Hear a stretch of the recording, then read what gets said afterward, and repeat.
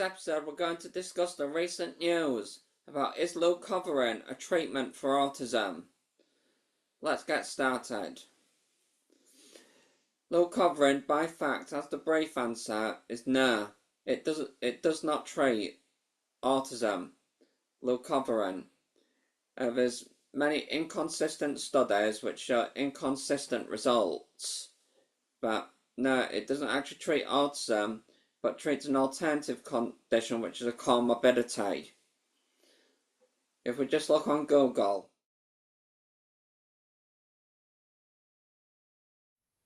Right, according to Google, Leucovorin may help some adults with autism, particularly those with a condition called cerebral folate deficiency, by improving folate transport to the brain.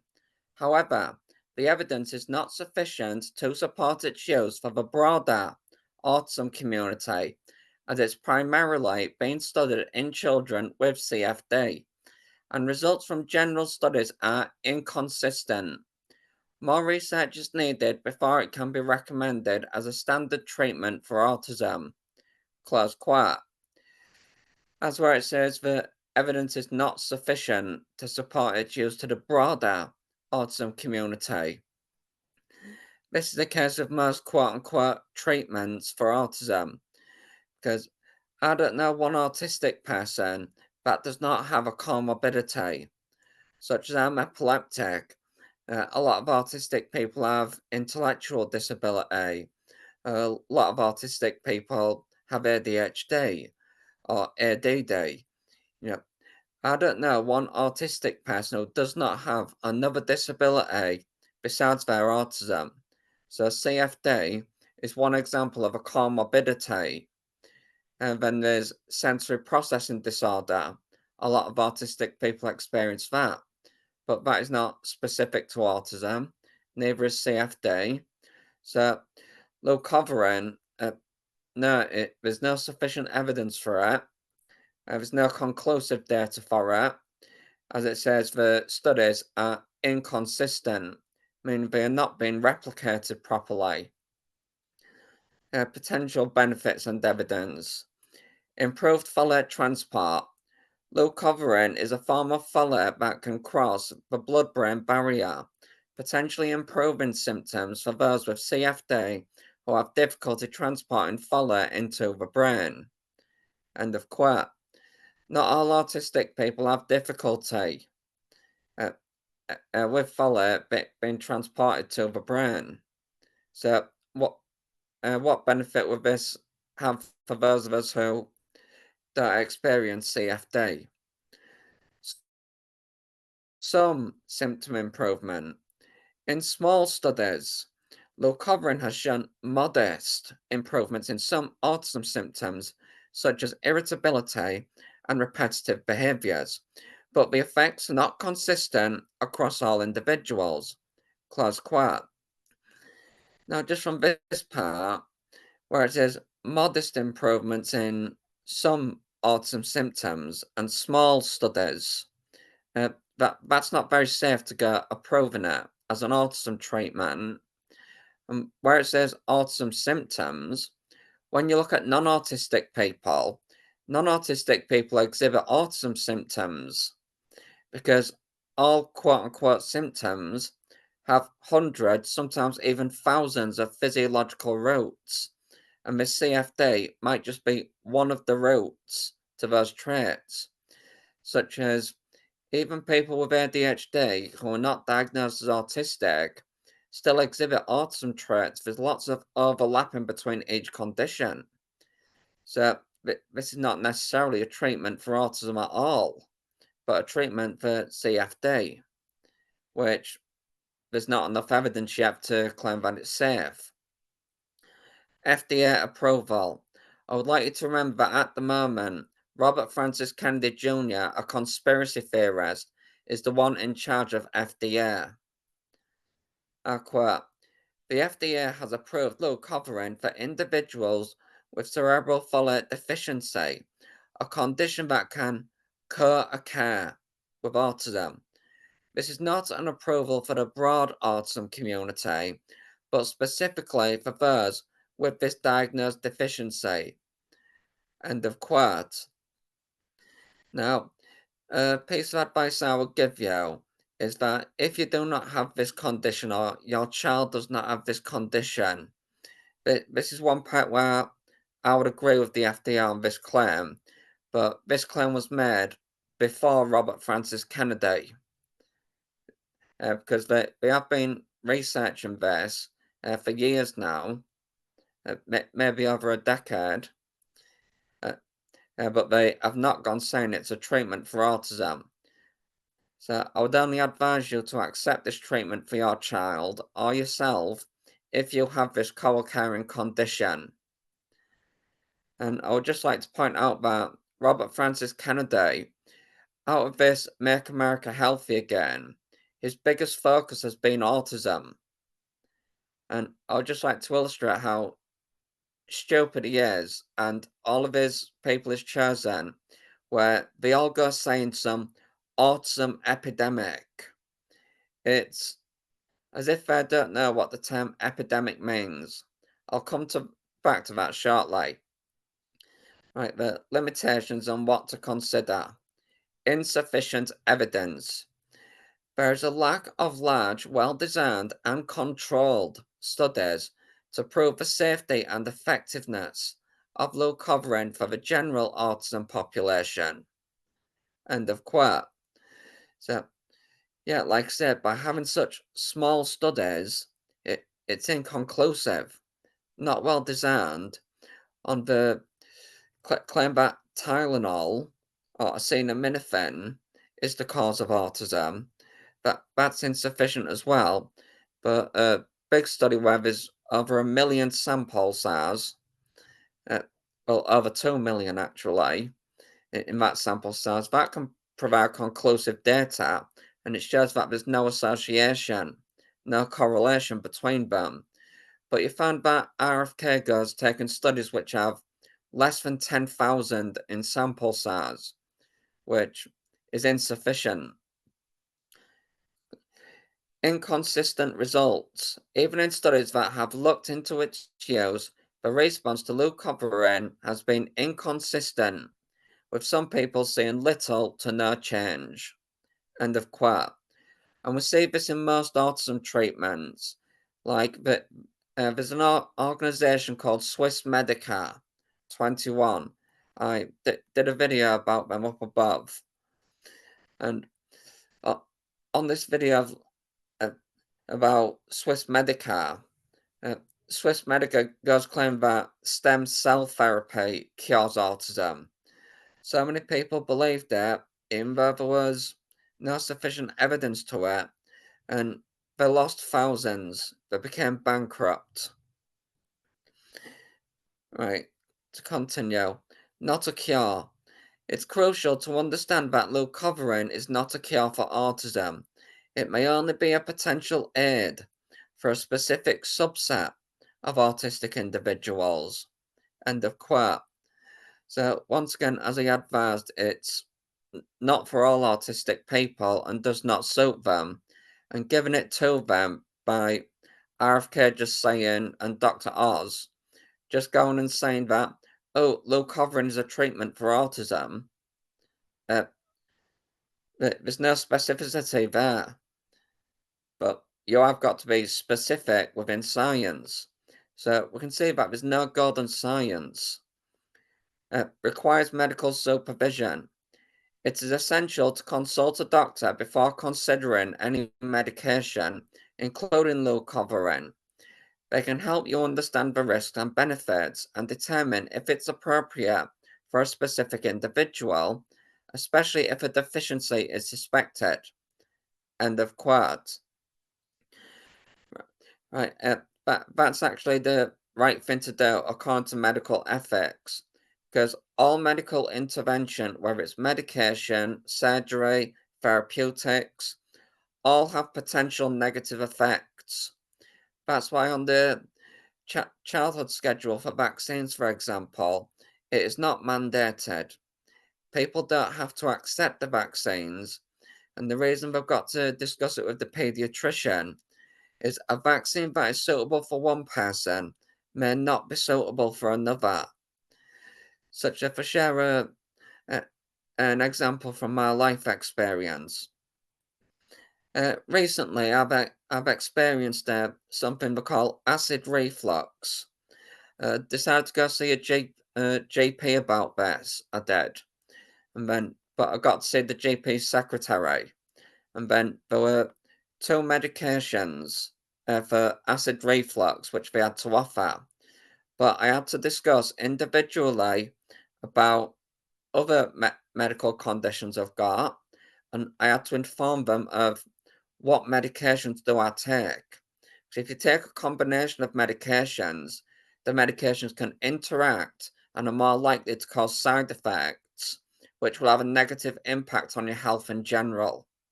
So you need to discuss with pediatricians if you are suitable for low covering, not just get access to it because the FDA approves it. You don't need to see a doctor. What to do next? Consult a doctor. If you or someone you know is considering low covering, talk to a healthcare professional.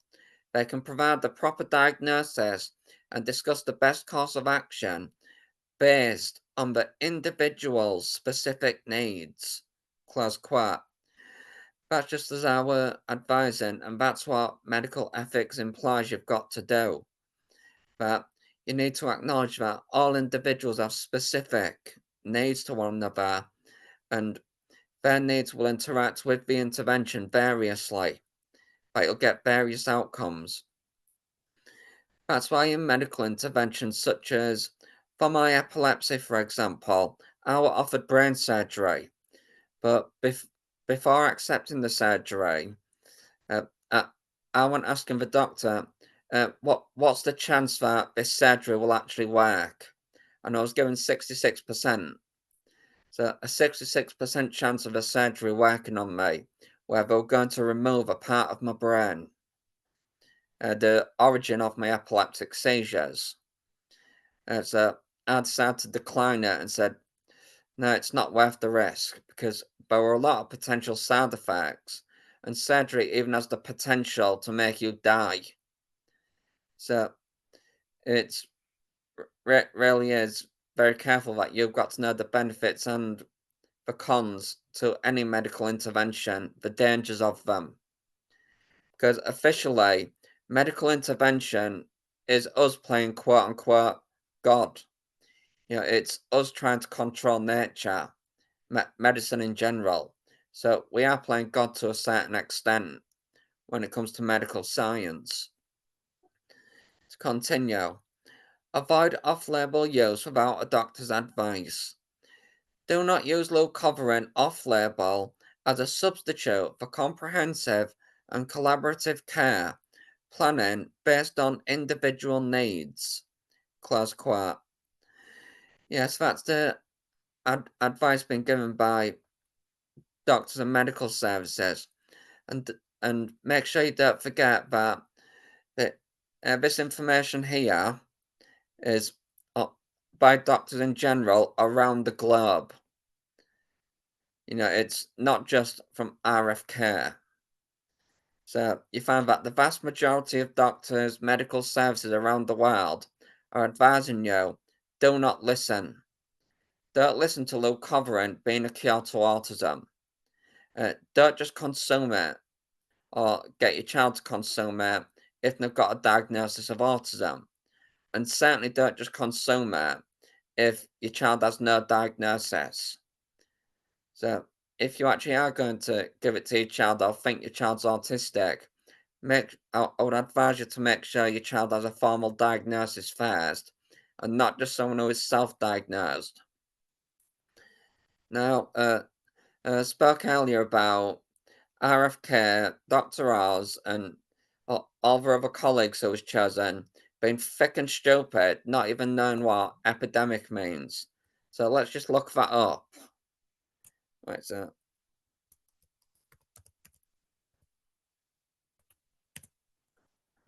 the meaning of epidemic in the dictionary. A widespread occurrence of an infectious disease in a community at a particular time, or as an adjective, occurring widely in a community at a particular time. Now, does that sound like autism? Is autism in just one specific community, or is autism global? It's global, so it's not an epidemic. Uh, Widespread occurrence of autism is not a disease. That's what the scientific consensus says. It's certainly not infectious. Uh, Autism is primarily genetic. It is. So if it's about a spread of something, uh, that means that RFK, Oz, Trump, and all the Trump administration declaring out to you that genetics are spreading all over and infecting people around us. So apparently, my genes are infecting people around me. My genes are on the spread. My genetics are spreading all over the community, according to them. So obviously, they have no idea what epidemic even means. Like, if we look at similar words, widespread, wide ranging, extensive. Widespread, there's only approximately 2, maybe 3% of the world's population who are autistic, according to the science anywhere. Where it says well, extensive, it's not extending, it's just we're getting a better understanding and more diagnosis. But let's just quickly take a look at a different dictionary to this one. Uh, Epidemic definition and meaning. An outbreak of disease that spreads quickly and affects many individuals at the same time. Uh, Autism's not an outbreak, and autism has been among us, among the population, for thousands of years, just like so many other conditions. And you've got to remember that conditions are human classifications. So we're the ones who've classified it as that. Uh, what what does this one say?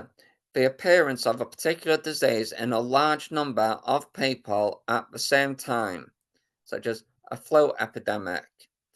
Yeah, the flu actually is seen as some kind of disease. It's not. So this seems to give a better example. And Wikipedia says an epidemic is the rapid spread of disease to a large number of hosts in a given population within a short period of time. Uh, Thousands of years is not a short period of time. Autism doesn't spread, so it's certainly not on a rapid spread. It's not a disease. I'd say 2 or 3% is not a large number of the human population. So autism is clearly not an epidemic. So they don't even know what the words they use even mean. That's how stupid they are. Uh, just to give them the benefit of a doubt, we'll see if we can find one more explanation of that. Uh, the next dictionary, Oxford English Dictionary. Apparently, it means one that is not usually present in a region or population. Think autism is actually usually present. I'm autistic 24/7, so autism is present 24/7. It's a lifelong disability. So to say that autism is not usually here, uh, clearly that's falsehood. uh, it, Even though the CDC can't be trusted at the minute, with it being under the direction of RFK, let's see what the CDC says. Epidemic refers to an increase, often sudden, in the number of cases of a disease above what is normally expected in that population, in that area. Which area? Autism is not in a specific area. It's not to a specific population. Uh, it wasn't something which happened suddenly. It was through genetic mutation, going through evolution. And evolution is not rapid. Evolution is not sudden. Uh, it's not, if it is an increase, as, as somebody like RFK say, if autism is increasing in prevalence and not just an increase of diagnosis, that's a sign that, as so many autistic people say, autism is the next step of evolution. But I don't think science agrees with that autism is the next step of evolution. But if autism rates are increasing, and not diagnosis rates, but actual prevalence, uh, that's going and giving credit to those who claim autism's the next step of evolution. But science clearly says it's not. Uh, what about evolution of the term epidemic? The noun epidemic designates a collection of diseases observed at a given place during a given period. Uh, Autism's not at a specific or given period. It's not at a specific or given place. It's all over the globe. That's how stupid Oz, RFK, Trump, and the entire Trump administration is. It is not golden science.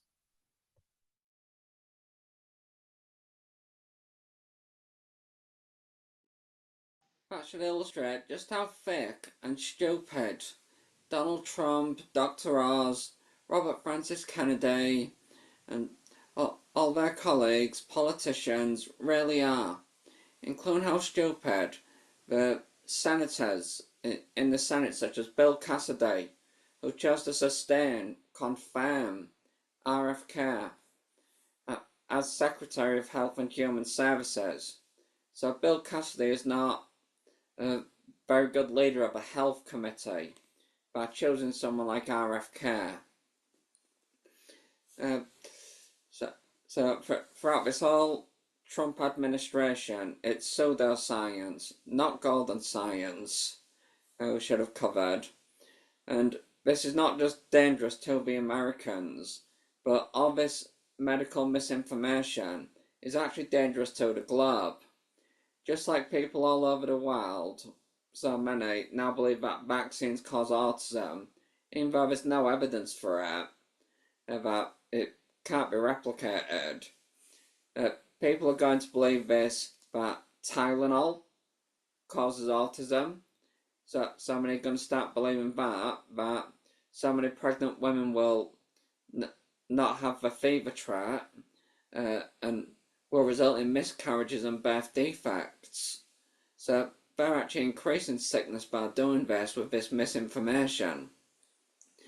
Whenever you provide misinformation about medical science, you're going to hurt people.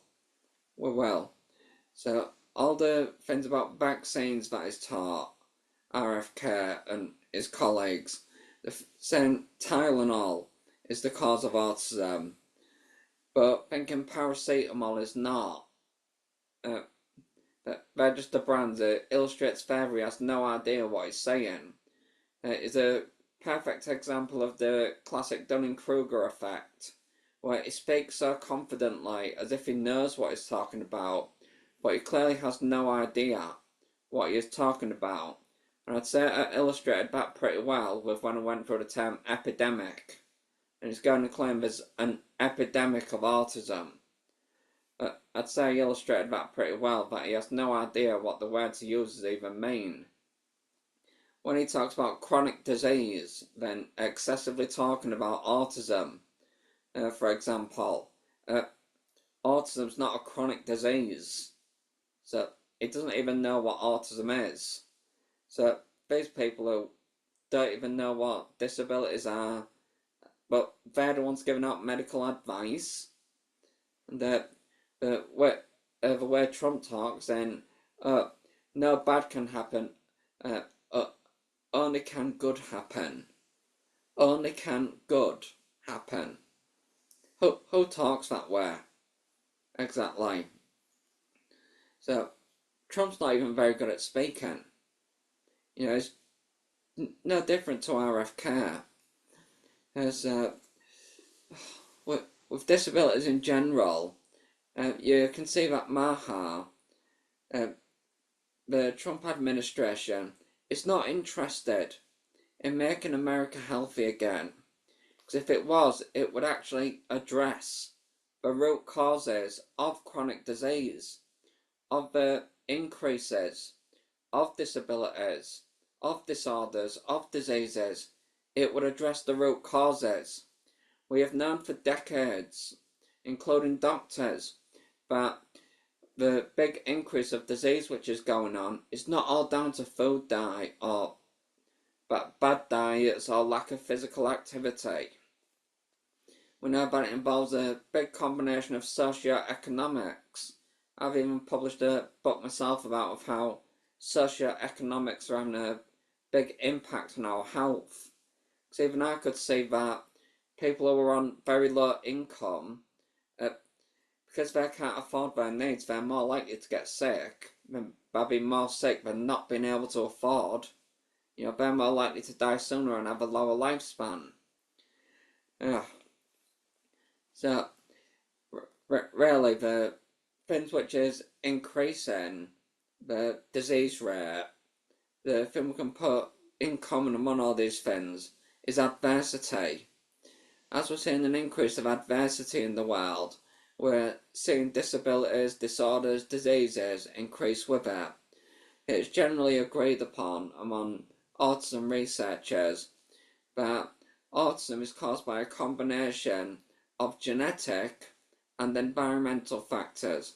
So it is agreed upon that there is some kind of environmental factor, something other than genetics, involved with the cause of autism if autism has a cause.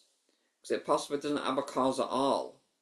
It's possibly something which just happens due to natural selection, possibly. I'm just going to read something out to you by a book called The Myth of Normal by Dr. Gabor Maté. Right, I quote, "Genes affect how sensitive one is to environment, and environment affects how relevant one's genetic differences may be," the leading geneticist R.C. Lewington has said. "When an environment changes, all bets are off. Some people will feel more pain and will therefore have greater need to escape into the adaptations that mental illness or addiction represent. They will have more need to tune out, to dissociate, to split into parts, to develop fantasies to account for realities they are unable to endure. But that's a far cry from saying that they have a heritable neurobiological disease.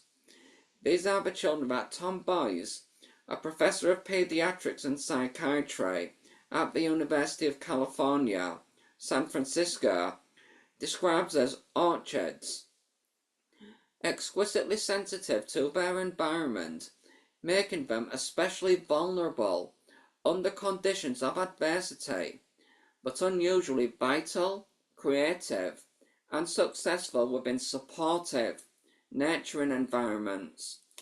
The same sensitivity genes that in a stressed environment can help potentiate mental suffering may, under positive circumstances, help promote stronger mental resilience and therefore happiness. Sensitive people have the potential to be more aware, insightful, inventive, artistic, and empathic if their sensitivity is not crushed by maltreatment or disdain.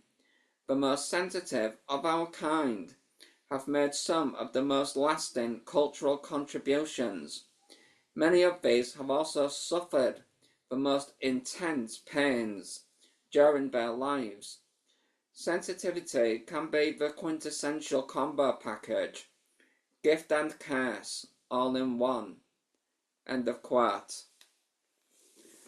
But I would say that quite a lot of what was described there by Dr. Gavin Mater fits quite well with a lot of these disabilities that we're seeing an increase of, such as where we're getting more diagnosis rates of autism, schizophrenia, ADHD.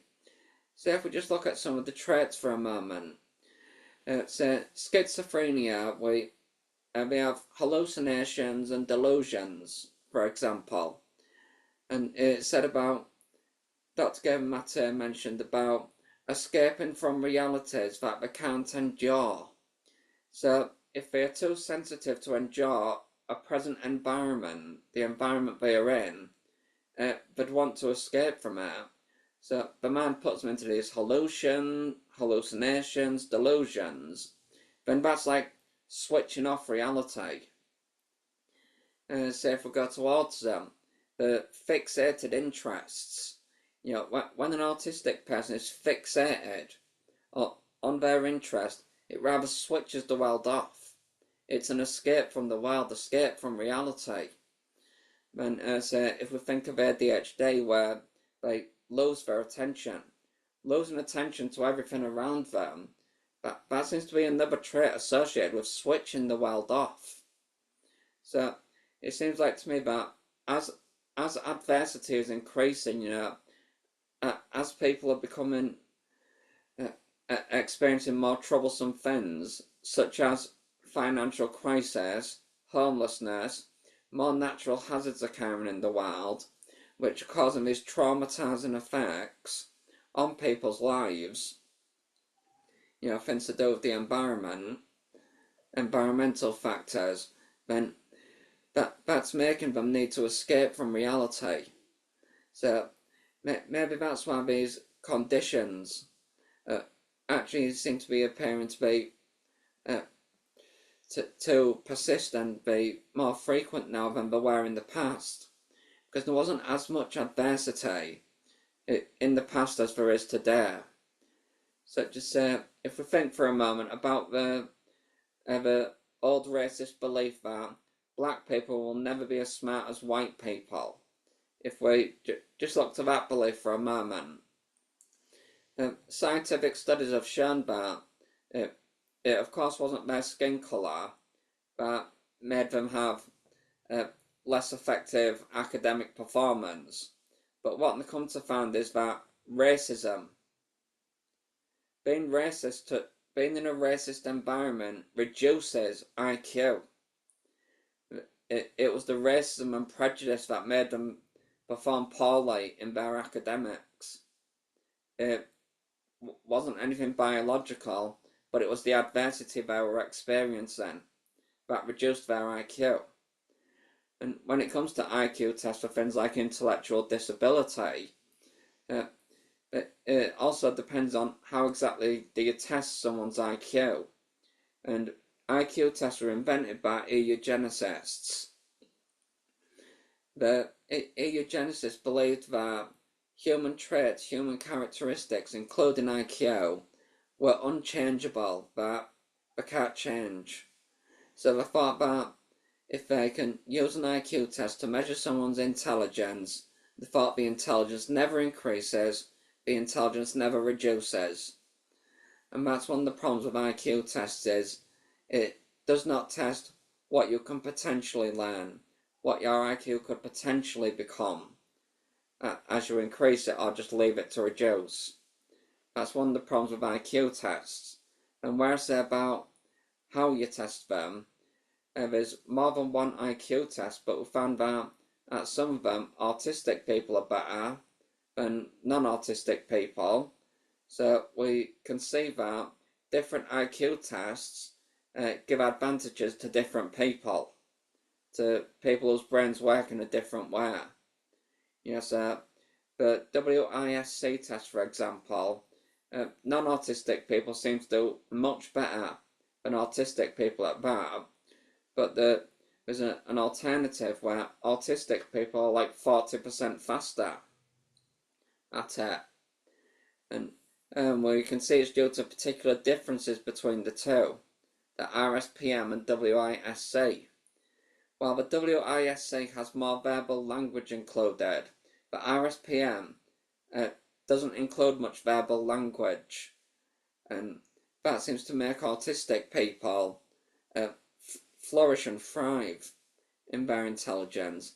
So it appears to me that verbal language appears to be some kind of barrier to autistic people, but visual things tend to be some kind of barrier towards non-autistic people. So IQ tests are even, you could say, unfair and biased. They are work in favour of certain people, but disfavour other people. So is IQ disability really even an actual thing? So we're not seeing our countries or anything addressing things like poverty, trying to do something about it. They're not addressing things like costs, but are actually increasing the costs of everything.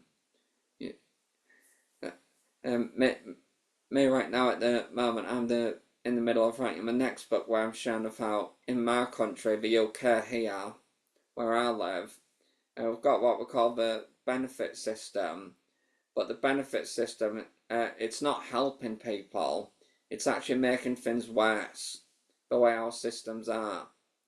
And it's causing more adversity. By causing more adversity, it causes more sickness and disease. By causing more sickness and disease, more people go onto the benefit system. More people on the benefit system, taxes rise further. That causes more financial crisis. It then makes more people develop sicknesses and diseases, and it keeps going up. That we're on some kind of trajectory that is not sustainable, and I believe we need to do something about it. But you find that across there in America, they're not doing anything to help you with costs, education, anything whatsoever. They're not bringing the prices of medication down. They're actually stopping healthcare. They're actually stopping you having access to food.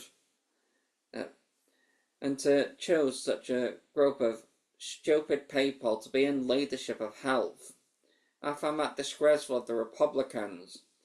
To give just a few examples from Robert Francis Kennedy of how outside of the mainstream he actually is. There's other anti-vaxxers as well, just like himself an anti-vaxxer. But the other anti-vaxxers who don't agree with what the science says are even like saying to him, come on, Bobby, surely you don't actually believe that. So, and the things which have done, like he's been a sex addict, he's had numerous partners and cheated on numerous of them. He's been a drug addict. During his youth, he was a delinquent. He's gone making lawsuits against vaccines. He hasn't kept a single promise he made that he's confirming. His confirmation to be secretary. He goes swimming inside some little lake with his kids and so on, which has been forbidden because of how much bacteria is in it. These are not the actions of some stable person, of some mentally stable. There's surely something mentally wrong with someone who does these kind of actions. Now, onto some of the scientific claims which other anti-vaxxers disagree with. I don't know any other person whatsoever who actually agrees with RFK on the few things I'm going to mention.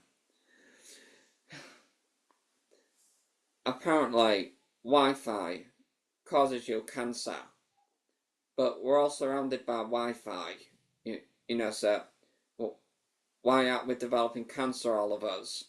We're all surrounded by Wi-Fi. So he doesn't seem to have any thought into that there.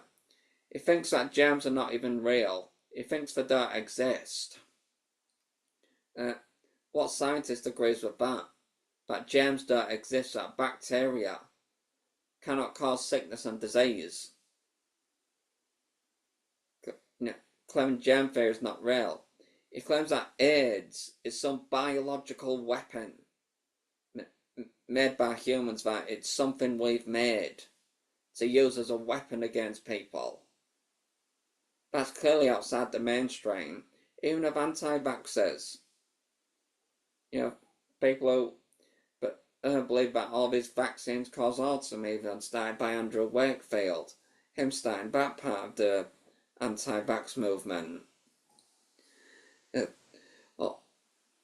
All the things he believes, is unbelievable. Antidepressants cause firings at school, make people do shootings. Go saying, how on earth do antidepressants do that? About 70% of people in the US consume antidepressants. So if antidepressants cause shootings, we should expect about 70% of people in the US to be doing shootings. But you don't have that much gunfire in the US. You don't have 70% of the US population shooting guns. So clearly antidepressants do not cause shootings. For someone to have these kind of beliefs, it's actually easier to have religious beliefs, to believe in what religion claims, to believe that there's some kind of deity, for example. I find that more believable than the things RFK says. For him to actually claim all this stuff is scientific, these beliefs he's got, well, he thinks they are factual. Tylenol causes autism. Autism existing for thousands of years, but Tylenol hasn't been around that long. So what was causing autism thousands of years ago? So it's got no sense of skepticism or anything. It's got no sense of how to do science. Trump just believes everything he says. RFK. So I really don't get how Republicans can see themselves as sensible when you put someone who does such things, who has such behaviours, who cannot keep promises, who persistently lies, who always goes against science, and you're claiming you want golden science. How on earth can Republicans be sincere and serious when you confirm a conspiracy theorist? I am not surprised that countries all around the world are condemning the FDA, the CDC, and the NIH. Countries all around the globe are condemning all the quote-unquote scientific claims that are coming from the US. So if I were among those you in the US, I would advise you, as long as Robert Francis Kennedy is secretary and the one who is in direction of the CDC and so on, don't trust the information that comes from there. Actually turn to others like the American Medical Association, the American Association of Pediatrics, turn to the other scientific institutions that RFK does not have control over, and take medical advice from them. As this medical information this medical misinformation, it's going to kill people. People are going to die because of it. If you've made it this far, thank you for listening, and please take the medical advice of don't keep taking or believing all these things that RFK says and his quote-unquote experts. Don't listen to them. So either turn to other countries, see what the scientific institutions of other countries say, or turn to an institution that is not under the direction of conspiracists like Robert Francis Kennedy. Thank you.